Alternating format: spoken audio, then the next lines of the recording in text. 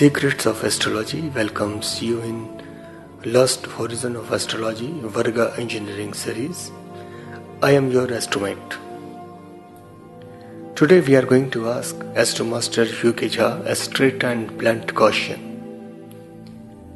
Astromaster, as in our conversation on last series on paradigm of Navamsha, you describe various aspects on Navamsha, like essence of Navamsha, over-reliance and dominance of Navamsha on the charts of Dashvarga system. But here is another side of this coin. There are lots of reactions over your say on Navamsha, so we request you to resolve this dissatisfaction emerged on role and weightage of Navamsha in the Dashvarga system. So here are our doubts, Astromaster. Do we consider that you are trying to say that? Point 1. Navamsha is just a normal chart as other charts in Dashvarga group. Point 2. Navamsha is not that much important as taught to the world in last 7 decades. Point 3. Dominance of Navamsha demolished other charts of Dashvarga system or the whole Varga concept. So Astromaster, we request you to resolve this confusion in this series on paradigm of Navamsha part 3, well named as Navamsha Revisited. Astromaster.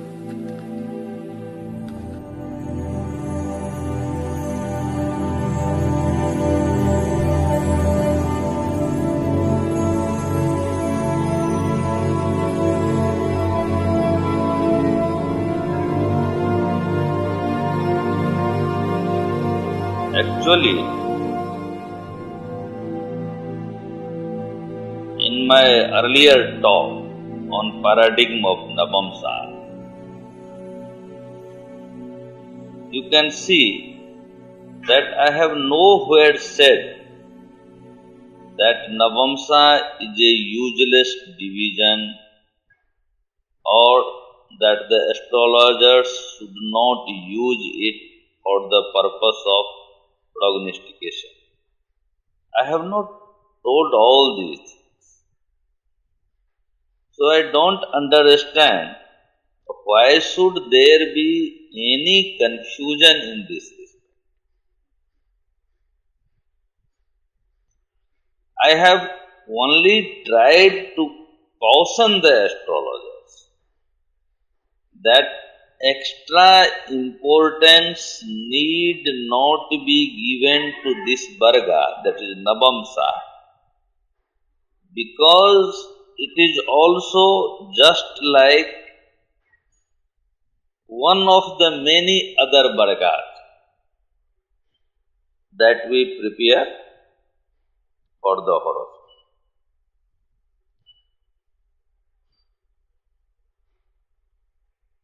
My purpose was to say that over-reliance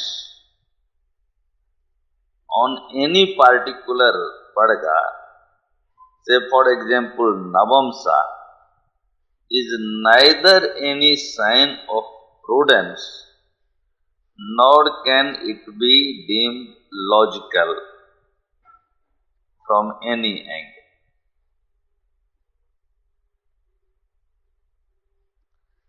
In that talk, I have clearly explained about the reasons that people normally put forward for establishing the supernality of Navamsha.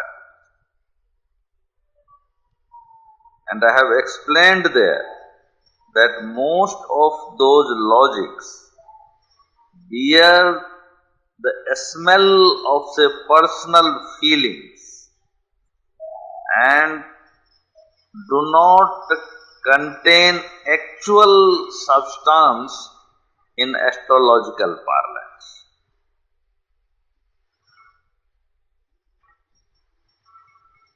This thing has been discussed there and elaborated there. See, the problem actually arises when we set aside the reasons and try to push through the things or our opinion on the strength of, say, our individual experience, so-called experience, I would like to say.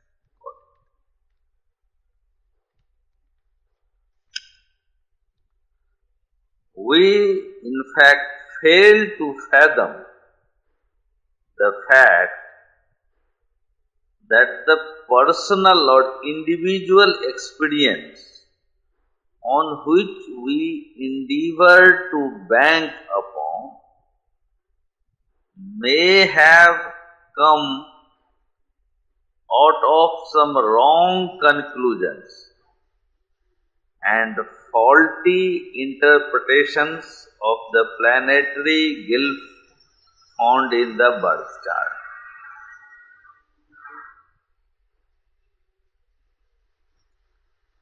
It cannot be said that what one has concluded from that horoscope for any particular event is actually in the proper line, and the reasons that he has tried to know is the correct one. So, more than 1, 2 or 3 reasons for the same thing need to be explored in the horoscope. But the most difficult thing in the life of every person is to boldly identify, recognize and accept his own mistake.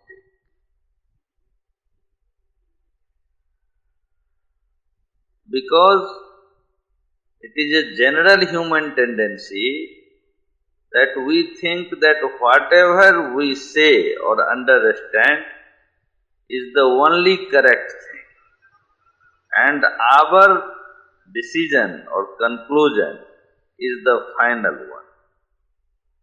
And in that situation, if some rational statement or explanation or question tumbles into our way, we feel completely flabbergasted. And that also creates some sort of confusion in mind which becomes almost unbearable. So I can understand from your question that my talk on paradigm of Navamsha has perhaps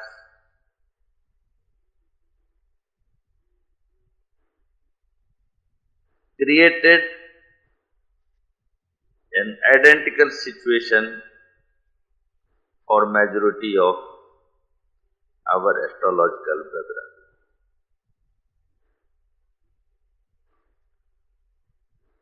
But as I have explained in my earlier talk, I am again repeating it, that we don't have any starry and prodigious justification to explain why Navamsha division should be deemed special in comparison to all other divisions of the horoscope.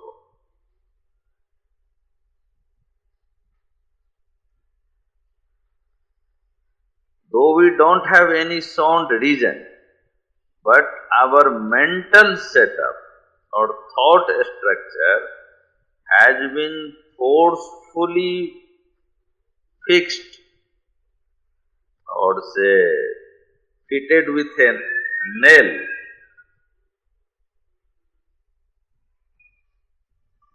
which has led us to accept the concept that Navamsha is a very, very special division. We are unable to get rid of this mental status of ours. And in last 5 and 6 decades, this tendency has assumed a cancerous proportion, I would like to say. Because over the years, I have personally faced that whenever I have asked any erudite astrologer why to depend so much on Navamsha, they almost feel irritated instead of giving a proper justification.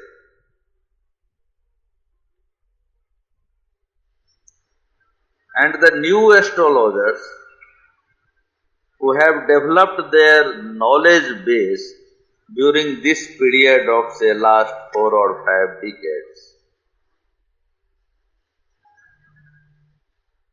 actually could never think of anything more than Navamsha.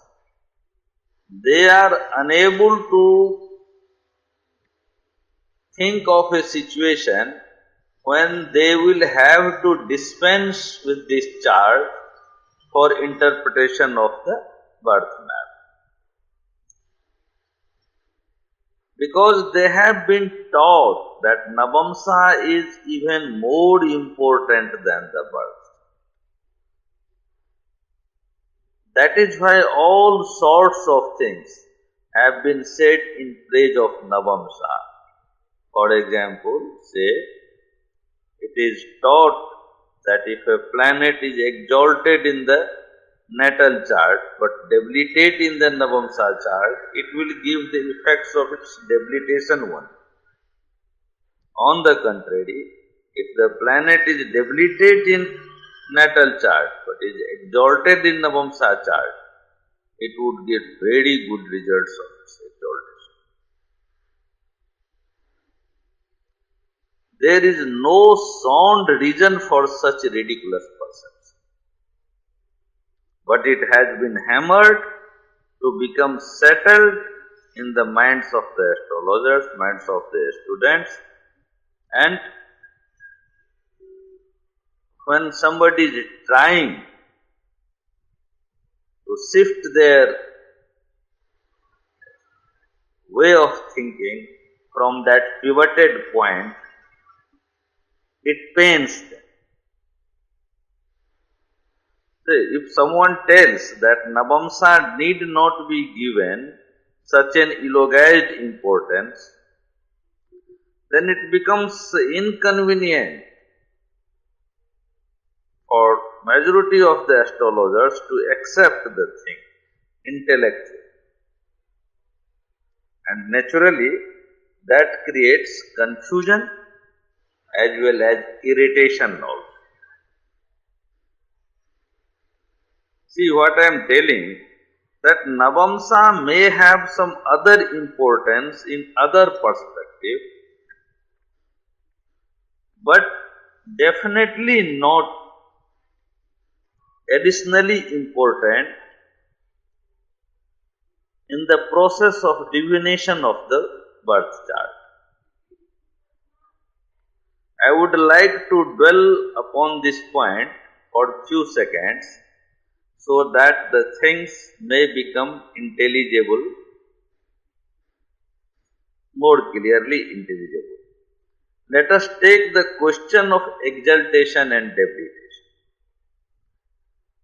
We all know that the nature and ability of an exalted or debilitate planet in terms of deliverance of effects depends largely upon the status of its dispositor. Suppose a planet, let us take for example Saturn, is exalted in the chart.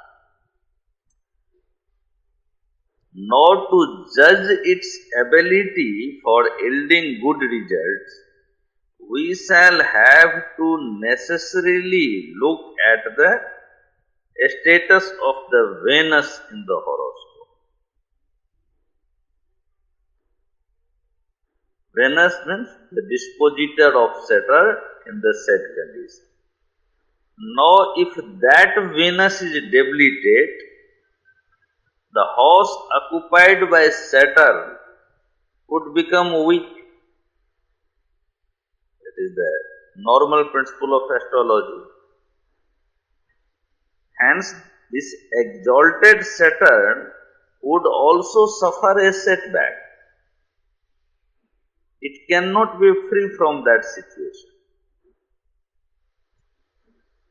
On the other hand, let us say that in the same condition, Venus is exalted. Now the things for the same Saturn would change radically. What I mean to say that when we talk about these things, we talk in line with the pristine principles of astrology. But when we say the same thing in reference to Navamsha location of the planet, we are not backed by the rudimentary principles of interpretation. And it is natural that in that hopeless and helpless condition, we are left with no other option but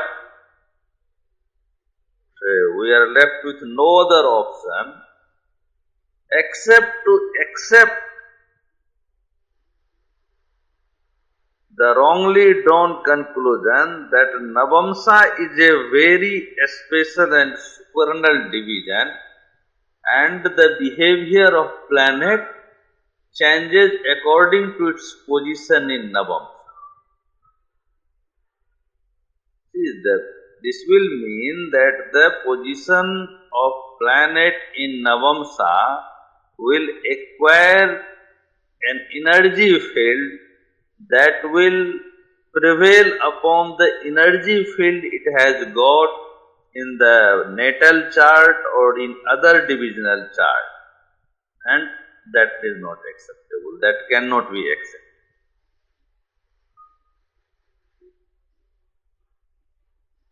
Because that sounds quite ridiculous. And why I say ridiculous? Because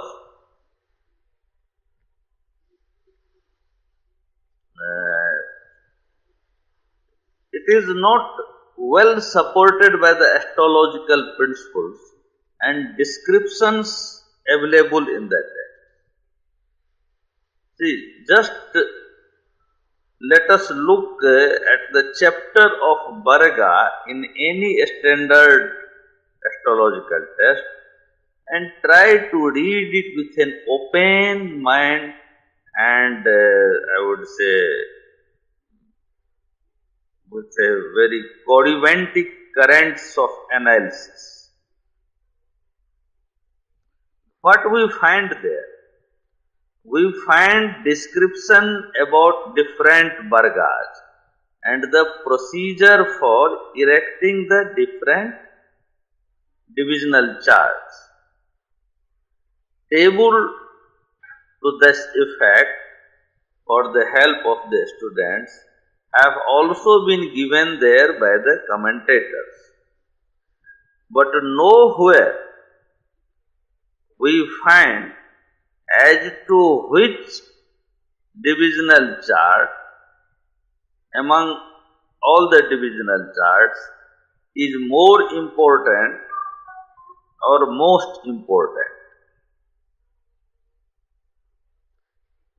We get some hazy idea about what is to be studied from which divisional chart, but nothing about more or less importance among those charts are found in any verse or any description. So we cannot say that a particular division is less important and another division is more important.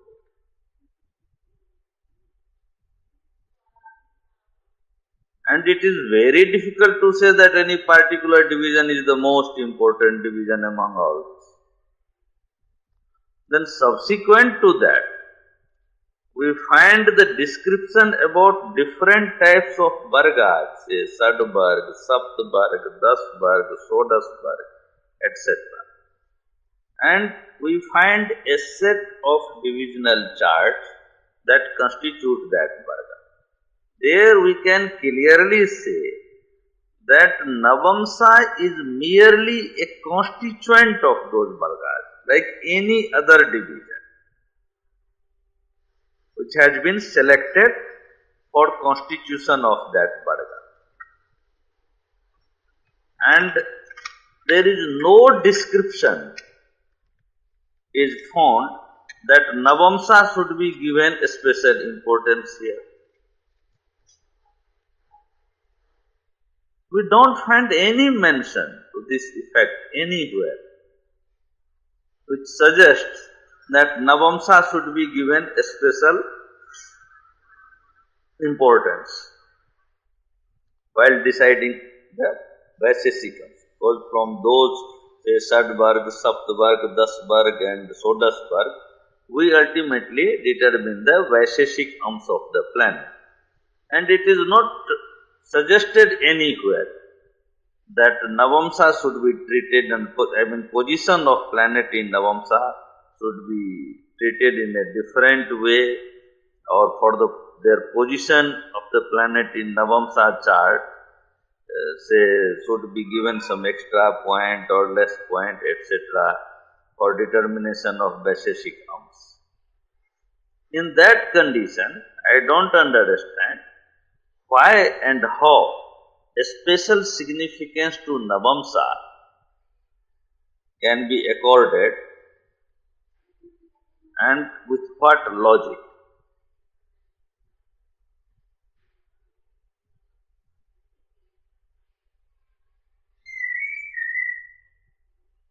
See, in my earlier talks, which you are telling has created confusion about my views on Navamsa, I would like to tell that I have raised only this point there. I have not said that Navamsa is useless. I have said that an extra importance is being given to Navamsa, which the texts don't suggest. And see the repercussion. By according undue importance to Navamsa, we have tried to dispense with the Sadbarg, Saptbarg, Dasbarg and Sodasbarg kundalis, which is so extremely vital for knowing the modified features of the planet, or I could say their behavioral pattern for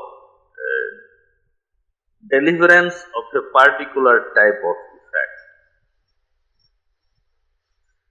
Because a comprehensive picture about the strength or weakness or behavioral pattern or tendency of the planet comes out from that those bargas, that is Das bargas and other bargas only.